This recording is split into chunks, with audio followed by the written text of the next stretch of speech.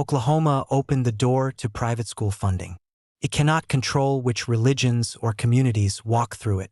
Private school expansion does not necessarily mean Christian school expansion. Oklahoma created a $275 million competition, not a protected fund for the institution's lawmakers expected to win. When Oklahoma lawmakers created the parental choice tax credit, many supporters spoke as though private school expansion and Christian school expansion meant the same thing. They do not. Oklahoma did not create a Christian school tax credit. It created a refundable tax credit for families using eligible accredited private schools. The same law that subsidizes tuition at Victory Christian School can subsidize tuition at an Islamic academy, a Jewish day school, a native language immersion academy, a Hispanic bilingual school, a Black-led college preparatory school, a secular STEM school, or a girls-only leadership academy. If those schools satisfy the program requirements, Oklahoma cannot exclude them because they are not the schools legislators had in mind. Attorney General Gentner Drummond warned about this principle during the legal battle over St. Isidore of Seville, the proposed Catholic virtual charter school. That case involved a charter school, not the parental choice tax credit. The legal distinction is important, but Drummond's underlying warning applies to both debates. Government cannot open a public benefit to one favored religion and then close the door when another religion arrives. Drummond successfully challenged St. Isidore. The Oklahoma Supreme Court concluded that a state-created public charter school must remain nonsectarian, and an evenly divided United States Supreme Court left that ruling in place. But the legislature had already opened a different door through the private school tax credit. That door remains open. Peace Academy in Tulsa is an accredited Islamic school. American Leadership Academy Islamic School operates in Tulsa and promotes Oklahoma's tax credit to families. Oklahoma Islamic Academy also advertises enrollment connected to tax credit eligibility. Tulsa is also home to the Flo and Morris Mizell Jewish Community Day School, which teaches Jewish values, Hebrew, and Judaic studies while welcoming families of different faiths. The point is not that any of these schools should be excluded. The point is exactly the opposite. Once Oklahoma subsidizes private religious education, it must administer that public benefit without treating Christianity as the preferred faith. Louisiana lawmakers confronted this reality in 2012. After the Islamic School of Greater New Orleans was approved to accept voucher students, a Republican legislator who had supported school choice objected to taxpayer money funding Islamic instruction. Texas recently faced lawsuits after officials attempted to exclude Islamic schools from its voucher program.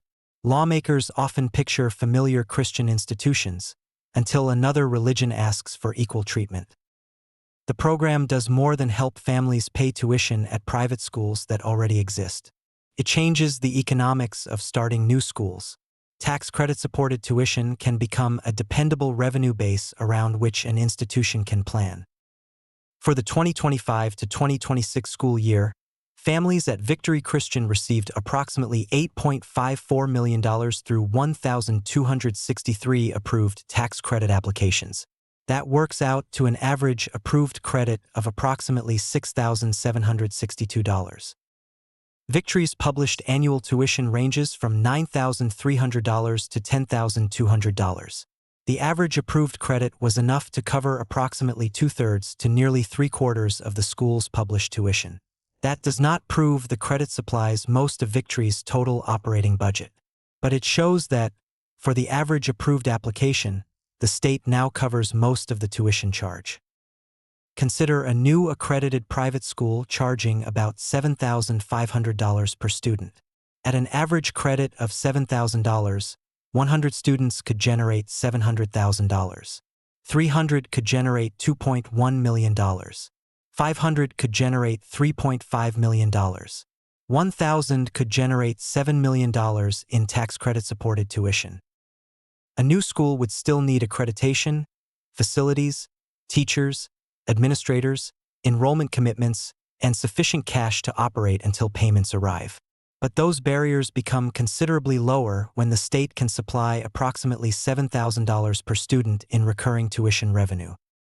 Oklahoma's recent public school spending figure was approximately $11,630 per student. The private school credit ranges from $5,000 to $7,500 per student, about 43% to 64% of public school spending. Private schools are not required to provide everything public schools must provide. Public schools must accept every eligible student and provide a broad system that includes special education, public reporting, transportation in many circumstances, meal programs, counselors, testing, and extracurricular services. A private operator may be able to build a narrower school model around tuition much closer to the tax credit. Oklahoma's tribal nations are sophisticated and well organized. Many already operate education departments, childcare centers, scholarship programs, language programs, and workforce development initiatives. They may possess land, facilities, access to financing, administrative organizations, and established relationships with families, advantages ordinary startup schools lack. A tribal nation or affiliated nonprofit could establish an accredited private academy built around tribal language, history, culture, environmental stewardship, agriculture, science and technology, career tech preparation, or tribal government. Imagine 5 tribally affiliated schools enrolling 500 students each. At an average credit of $7,000, those 2,500 students could generate approximately $17.5 million in tax credit-supported tuition. That money would come from the same capped fund serving Victory Christian, Bishop Kelly, Cassidy, Peace Academy, and every other participating school. A church, nonprofit, or group of educators could establish a Black-led college preparatory academy emphasizing literacy, history, mentoring, entrepreneurship, and college completion. A Hispanic organization could create a bilingual academy centered on Spanish-English fluency, family engagement, mathematics, and college or career tech preparation. These schools could be Christian, Muslim, affiliated with another religion, or secular. They could not lawfully exclude children because of race, but they could develop culturally focused curricula and missions while remaining open under applicable admissions laws. Private school expansion is not limited to religion or culture. Nothing in Oklahoma's tax credit law appears to require participating private schools to be coeducational. An accredited girls-only leadership or science and technology academy could potentially qualify. So could a boys-only military, vocational, or discipline-oriented academy, subject to accreditation and applicable civil rights requirements. Oklahoma is familiar with the single-sex model. Monte Casino in Tulsa operated historically as an all-girls Catholic school before becoming coeducational. Cassia Hall operated as an all-boys school before becoming coeducational in 1986. A modern organization could revisit those models with tax credit-supported tuition. The program gives first priority to families with federal adjusted gross income of $150,000 or less. But $150,000 is not an eligibility ceiling.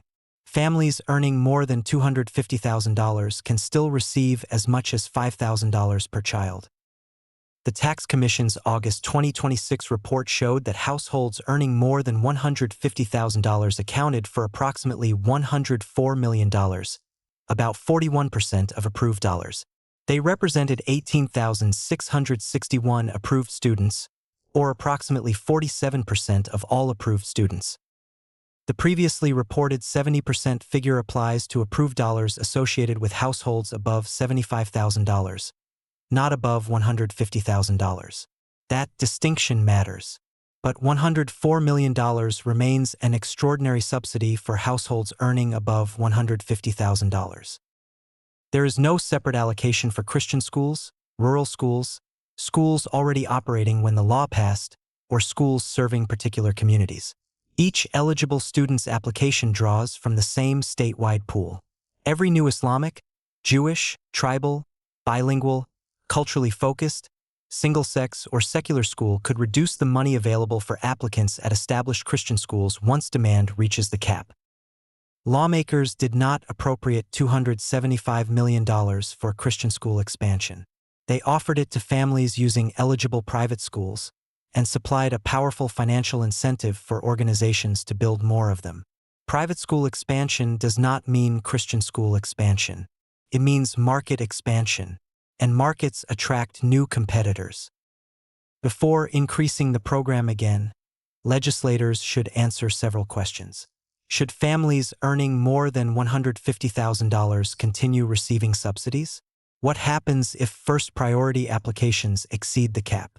How will taxpayers know whether new private schools improve outcomes? Are legislators prepared to treat every eligible religion and community equally? If not, did they support parental choice or only the choices they expected parents to make? Attorney General Drummond understood the constitutional trap.